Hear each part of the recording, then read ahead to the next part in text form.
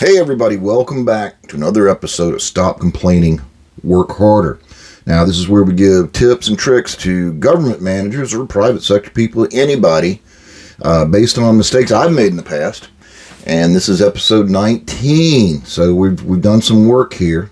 And we're going to keep doing work, but today I want to start off, I do these shorts, bullshit bingo. We're going to have a bullshit bingo episode at the end of this show. A little bit of humor talking about words that government employees use to sound smart when in fact they're average. And what I find more and more is words I thought were exclusively Washington, D.C.'s actually have bled into the private sector. In some instances came from the private sector because they have a similar issue.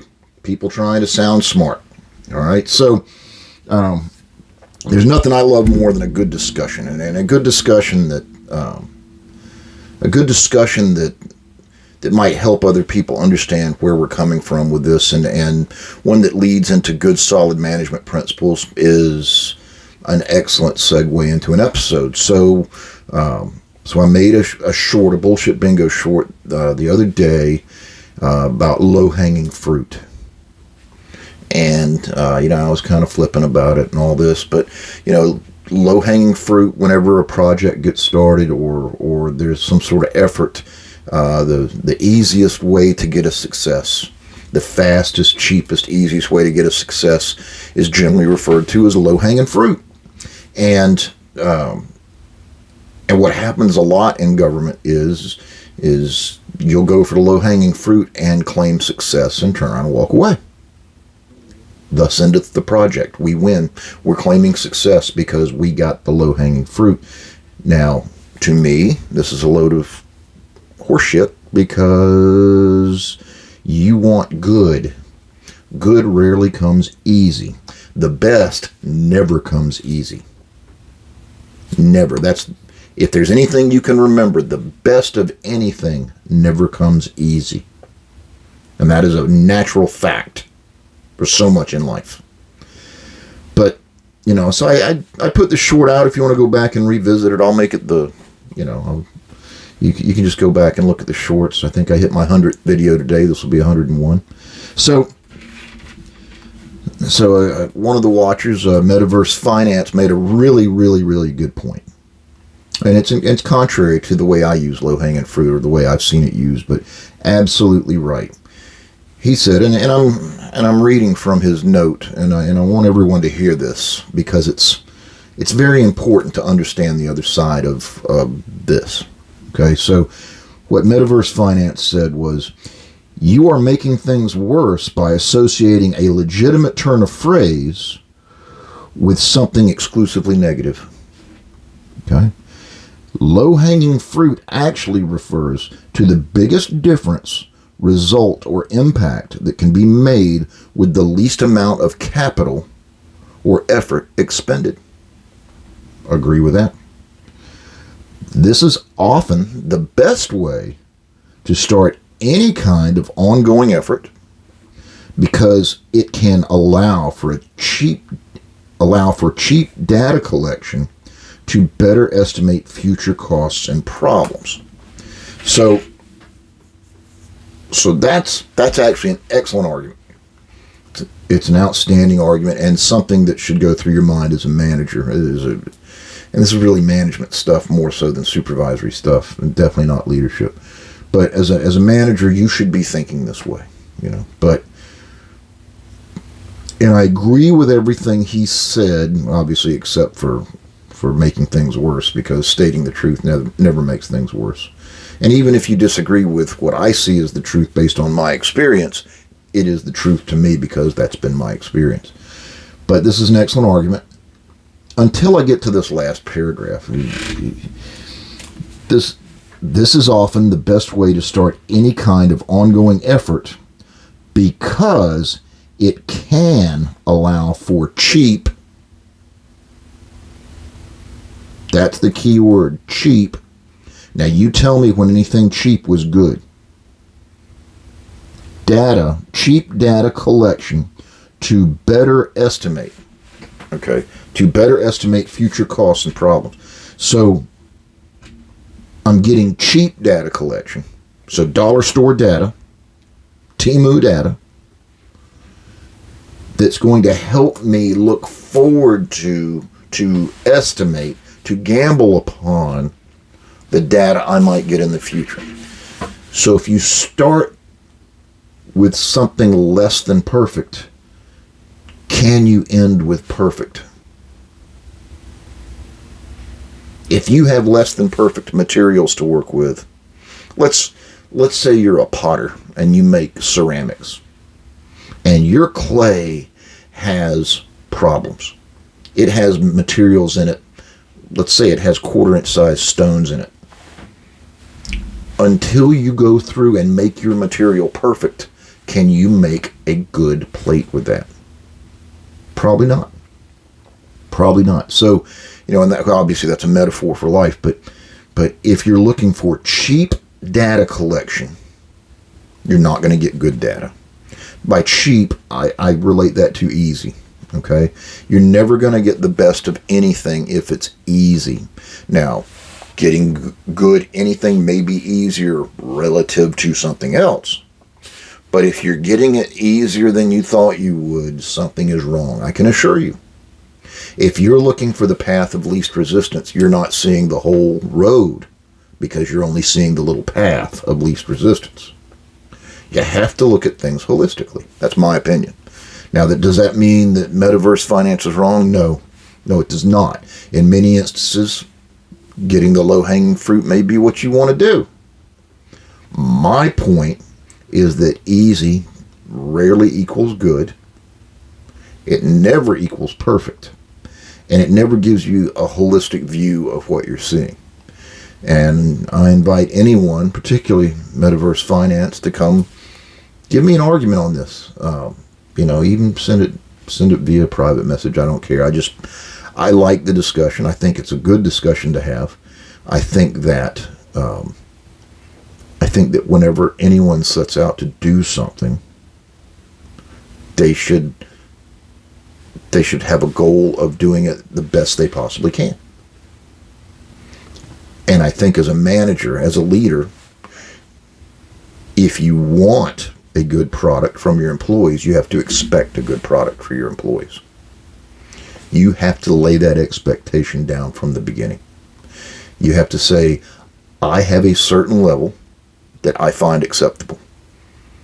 And that level's very high. Now, when DHS was formed and I moved from immigration to customs, the guy in charge of the Office of Field Operations, Blue Customs, had absolute stellar expectations. He expected the best from us. And I sincerely feel like back then we provided that very best. And the guy that followed him expected nothing less than excellence. And we provided excellence. We were, honest to God, scared to give less than excellence because we had leadership that expected it. As time went on, in my opinion, that expectation from leadership in customs is degraded. And I don't believe they provide the kind of excellence they did 20 years ago. But that's my opinion. I'm not knocking anybody. That's just what I observe. So the point is, if you want excellence, expect excellence. Accept no less. And that means in everything you do. I think I discussed in an earlier video, if your staff is giving you crappy staff work and you're having to go back and correct it before it moves forward, this is a bad management technique. You're not getting the best from your staff, and you never will because you allow subpar products to come to your desk. Don't allow it from the very beginning. This isn't up to my standard. Send it back. Send it back 100 times until they finally get the idea. I know in one of my earlier videos I told people, if you want to be a supervisor, learn to write. I hold by that absolute 100%. If you can't write, you'll never be a good supervisor. And if you're a manager and you allow crappy writing to come to your desk, shame on you. That's your fault. No one else's. All that extra work you're doing is your own fault. You can fix it simply by having high standards. Instead, you're accepting your employees. You're accepting the fact that your employees see you as low-hanging fruit. It's easy to get by, old Carrie. because he'll accept anything I write. He just rewrites it himself. Actually, what the employees will say is, I hate that guy. He's always rewriting my stuff. He never... Well, yeah, because you're turning in a shitty product, but no one's telling them that. You have to be honest and tell your employees when they're doing shitty work. Or you can tell them, this is pretty good work, but you're really not giving me the best you got. You can do better. I know that you have the potential to do better. That's why I hired you. These are the kind of conversations you need to have with your employees. But I say these things, but Kennedy, and I know I'm old, but Kennedy died before I was born. But Kennedy, when he was talking about going to the moon, he specifically said, we're not going to the moon because it's easy. We're specifically going to do this because it's hard. It's difficult. Your organization should be known for getting difficult things done. Doesn't mean you got to take the rockiest path. Doesn't mean you shouldn't follow the path of least resistance. It means you should take the entire path. It means when you set goals, those goals should be very high. It means your reputation, when other people talk about you, they should say, wow, look at those guys.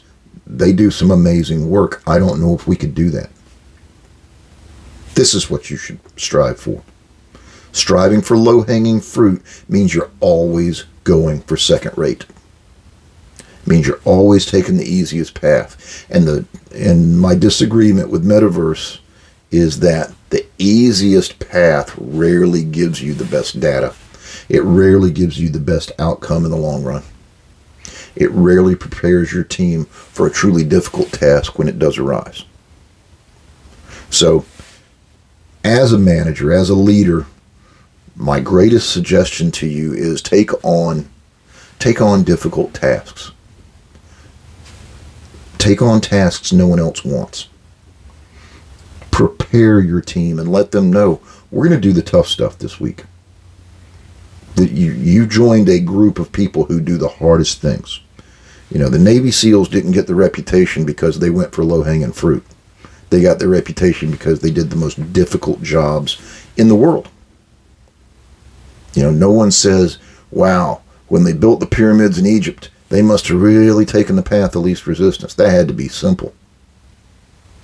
No one said that. No one said that. And you think, oh, he's talking about pyramids and going to the moon and Navy SEALs, and all we do is accounting work for financials and blah, blah, blah. Yes. And it should be very difficult. No one in the government has a simple job. No one. I mean, government jobs are government jobs because they can be very complex. I don't care if you're a groundskeeper somewhere. It's a complex job. You have to know a lot. If you're going to take on a project, take on a difficult project and be successful. Have great expectations. Work hard. Set your goals high. And this is true, I don't care where you're at. I don't care what you do. Set your goals higher than people would expect otherwise. All right, so today's episode, we're going to end with a bullshit bingo roulette session. Now, to set the stage, if you haven't been watching, and I know a lot of you haven't because a lot of you haven't been watching. Bullshit bingo comes from words that government employees use to sound smart when they're in fact average. And these words become part of the lexicon of Washington, D.C. So years ago when I was in Washington, there were a group of us, and every time we would go into a meeting, everybody picked 5 words. Picked 5 words, and then you had to listen through the meeting, and if your 5 words were said during the meeting, you had to shout bingo in the middle of the meeting. Is it trite? Is it childish? Yes. But it was something to do, and it was entertaining because the odds are these 5 words are going to get said. So when COVID hit, I spent 3 years sitting on a couch, working via Teams. And in all these meetings, I said, I'm just going to start writing down all the bullshit Washington words I hear. And I got 7 pages in this little book of bullshit words. So we play bullshit bingo on this show and in the shorts I do. And we are going to, and what I'm going to do, we're going to play bullshit bingo roulette. So I've opened it to one of those 7 pages. I'm going to close my eyes and I'm going to throw my finger at this book, and wherever it lands, I'm going to talk about that word or that phrase off the cuff. So here we go. 1, 2, 3. Best practices.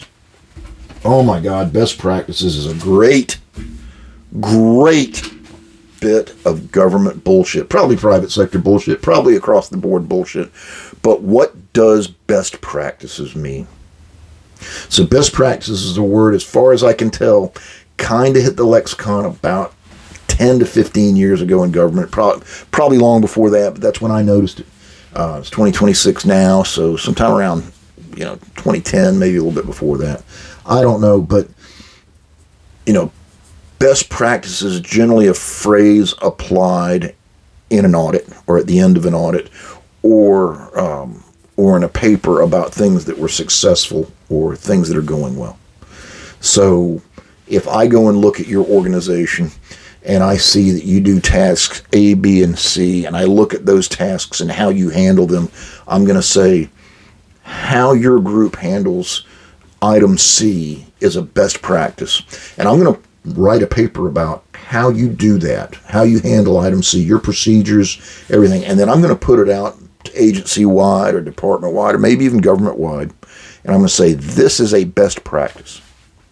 We have noticed this, and this is the best way to complete this job. Sounds great, until best practices become a rule. And that's what has happened. So best practices are a positive thing, which is a rare thing in government for anyone to be positive about anything. But because it's a positive thing, let's say OIG does an audit and they determine something you do as a best practice. Now they're going to take what you do as a best practice and they're going to put it out, publish it for your department. This is a best practice. And then your department's going to come to you, and you have a completely unrelated job, but your tasks may have some similarity, and tell you this is a best practice and try to shove it down your throat and make you work that way. It may be a good idea for you to work that way. It's not likely. And I'll give you a great example. And this goes back to the beginning of DHS. And people at DHS may disagree with me, but I believe it's true to this very day. The only agency in all of DHS, I think they got 26 agencies, the only agency that was actually created as part of DHS is the Transportation Security Administration, TSA. We all know them, we all love them, go through airports. Frankly, if you hate TSA, just remember, when you're a TSA officer, that's one of the toughest jobs in the government because you got to put up with everybody who's upset with you. And it's not your fault. You're doing your job. That said, TSA was created, and of course the traveling public was never a big fan of TSA because they're a pain in the ass, and they have rules, and nobody likes abiding by the rules, and sometimes their rules are a bit overbearing. But because TSA was created with DHS has, and I believe to this day, still sees a political necessity of making sure that TSA is successful. And I get it. It makes absolute sense. But TSA didn't just want to be the guys that ran the metal detectors at airports. Again, my opinion, if TSA had simply concentrated on being the best airport security in the history of human existence and held high standards to that, they would have done fine. Instead, DHS decided that TSA had to be really, really good at something else. So they went through phases and gave them all these assignments and gave them the point on this and that, and basically took away from other agencies, and TSA miserably failed at those things because it was not in their problem set. But in the opening days, someone at DHS decided that TSA had an expertise in behavioral detection. And they sent some of the TSA people to school and to teach them how to be behavioral detection officers. And I know this is a long-winded story, but it's true. And so I'm sure some of these people were fantastic at what they did, but like everything else in TSA, they gave them a set of rules, which is an if-then statement. If a person's wearing a red shirt and they're standing in an airport and they're smoking a cigarette and they're drinking a Coke, then you have to do this. This is the way TSA operates on everything. They call it a playbook. But they created this behavioral detection officer position. And if any of you BDOs watch this, no offense. It just is what it is. Well, at the time, I worked for Customs. And frankly, Customs had been doing behavioral detection in airports for the previous 40 years. It's what we did for a living. We observe people, watch their behavior, and determine whether or not we want to talk to them more, or maybe even search items if they're coming from overseas, looking for contraband, narcotics, all kinds of different things. But because DHS had to make TSA successful, they decided that behavioral detection officers were a best practice. And then they came to CBP and they said, you need behavioral detection officers. You need BDOs. In order to be successful, you need to follow this best practice. And their logic, which is the same logic that formed CBP, which I disagree with completely, is that we wore uniforms and worked in airports. Customs did. And TSA wears uniforms and works in airports. Therefore, we do the same job. Now, this is not true, even a little bit. I'm not saying one's better than other. They're different jobs. When they formed DHS, they said, hey, you immigration people wear uniforms and work in airports, and you customs people do the same. Therefore, you have the same job. This is short-sighted and stupid.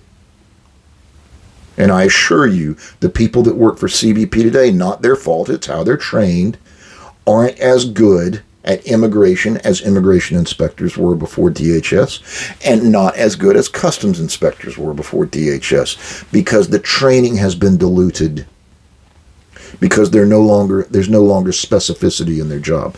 My opinion, based on 30 years of observation. That said, it was the low-hanging fruit, and they kept pushing it. Finally, at about 10 years of pushing it, hearing this all the time, either people changed at DHS or someone at CBP finally grew some stones and told DHS to get bent. But there was no reason to have specific behavioral detection officers with CBP when it was what we'd been doing for 4 or 5 decades already. It's our job. Whether TSA still has BDOs or not now, 30 years later, I don't know. But they did back then, and that was the thing. But the point of the Shaggy Dog is best practices sometimes are good, sometimes are meaningless.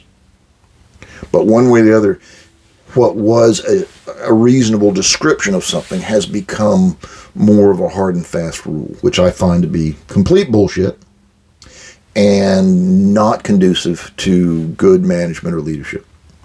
But that's me. Hey, look, if you like this stuff, if you've hung around this long, you obviously like it. So if you like it, give me a follow.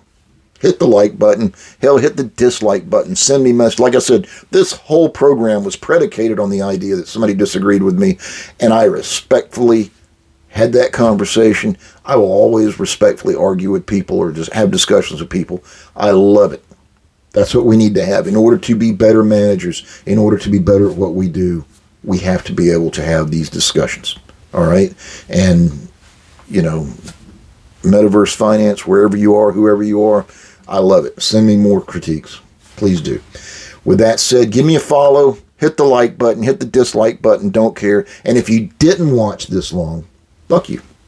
It's that simple. Anyway, with that, have a great day. Another episode. Stop Complaining, Work Harder coming out next week. Every day I put out more bullshit bingo. This is Davis. Have a great weekend. Out.